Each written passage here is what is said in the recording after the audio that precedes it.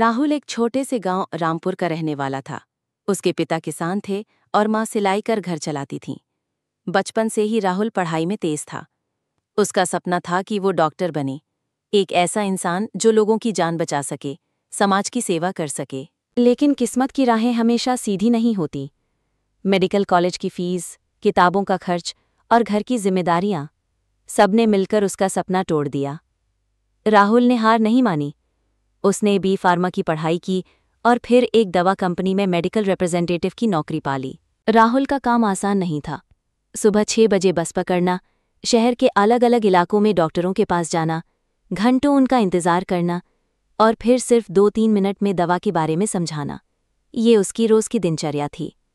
बहुत से डॉक्टर उसे अनदेखा कर देते। कई बार रिसेप्शनिस्ट बाहर ही रोक देती। दोपहर का खाना पानी की बोतल और एक समोसे में सिमट जाता। फिर भी राहुल मुस्कुराता रहता, क्योंकि उसके पास अब भी एक सपना था, दूसरों की मदद करना, एक दिन बड़ा बनना। एक दिन बारिश में भीगते हुए राहुल एक गांव के डॉक्टर के पास पहुंचा। भीगा हुआ बैग, गीले कागज, लेकिन आवाज में वही आत्मविश्वास। डॉक्टर ने पहली बार ध्यान से सुना और एक नई दवा की जानकारी ली। और राहुल ने डॉक्टर को कुछ सैंपल भी दिया। वही सैंपल की दवा डॉक्टर ने अगले दिन एक गंभीर बीमार बच्चे को दी, जो बहुत टाइम से सही नहीं हो रहा था।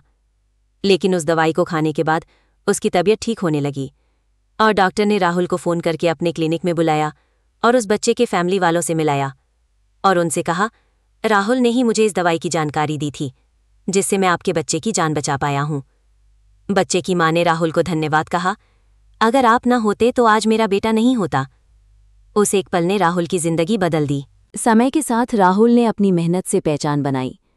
जो डॉक्टर उसे पहले नज़रअंदाज करते थे, अब उसे सम्मान से बुलाते थे।